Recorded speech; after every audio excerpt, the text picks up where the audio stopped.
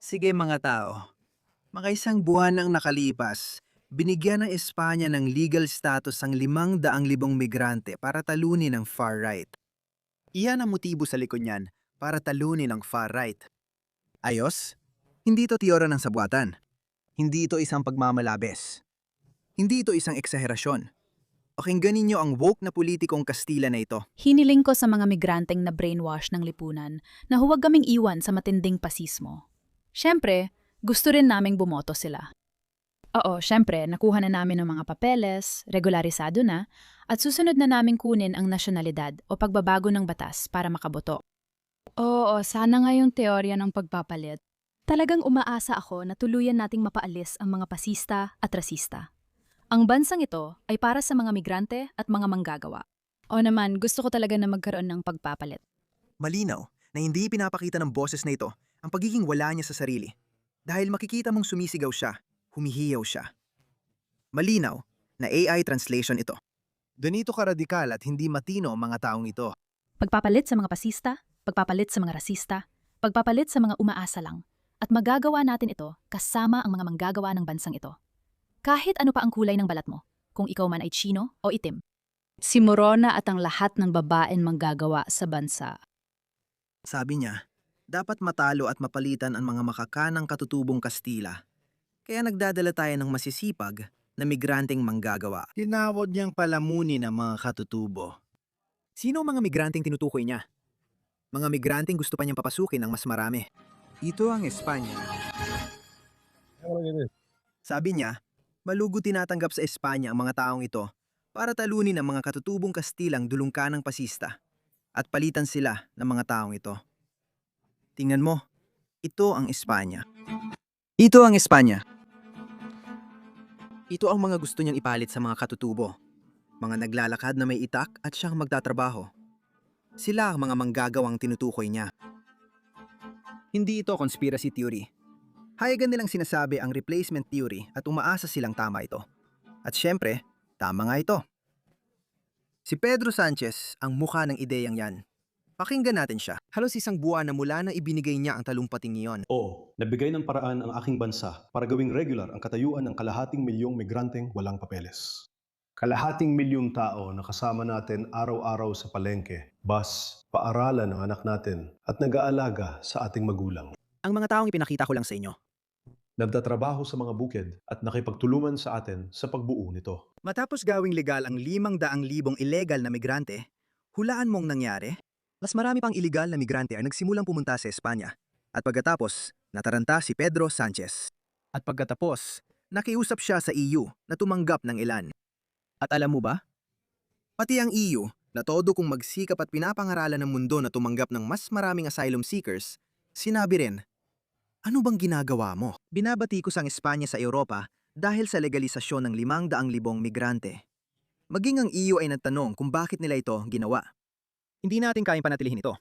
Naupo si Pedro Sanchez sa kapangyarihan noong 2017.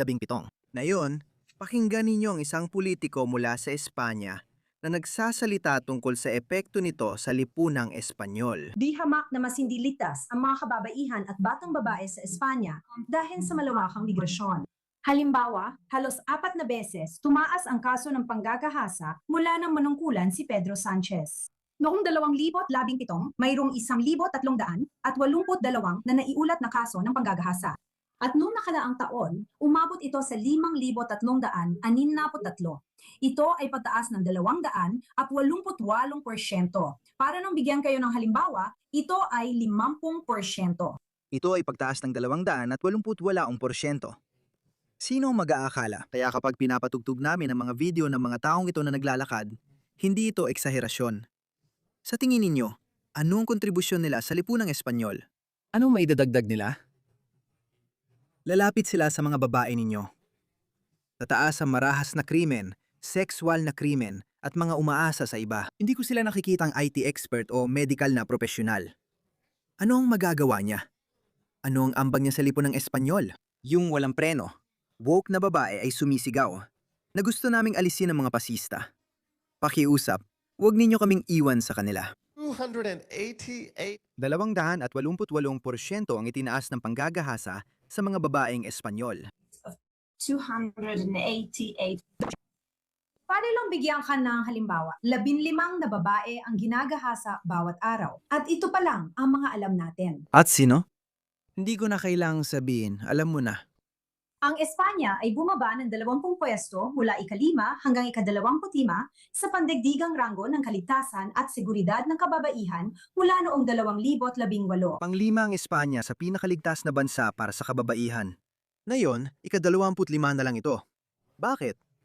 Dahil may mga gobyernong kaliwa na naniniwalang dapat magpasok ng mga tao mula sa ibang kultura para labanan ng pasista dahil kayo manggi, itim o iba ang kultura nila.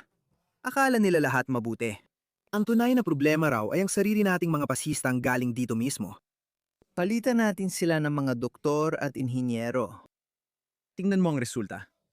Ang Espanya, dating isa sa pinakaligtas, ngayon ay nagiging isa na sa pinakamasama. Hindi pa man ganon, pero papunta na roon. Pero bumaba pa rin ng 20 pwesto, Jesus Cristo.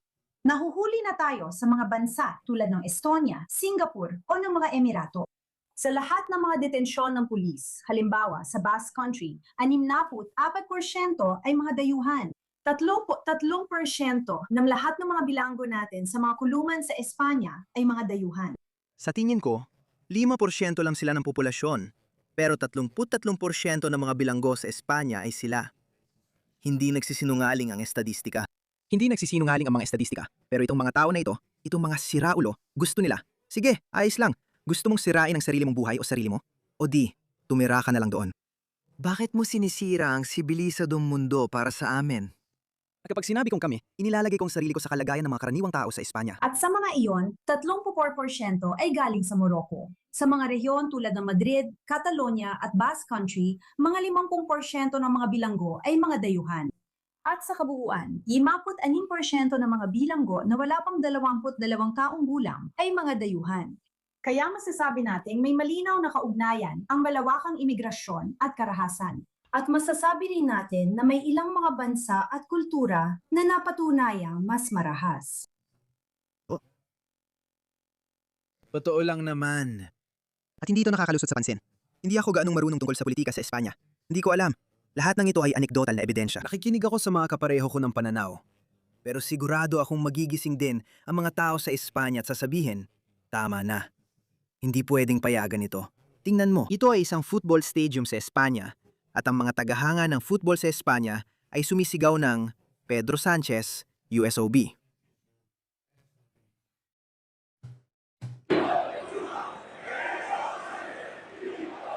Sabi nila, Pedro Sanchez, hijo de puta. Inakala kong ibig sabihin nito ay anak ng puta dahil yon ang sinasabi ng salin.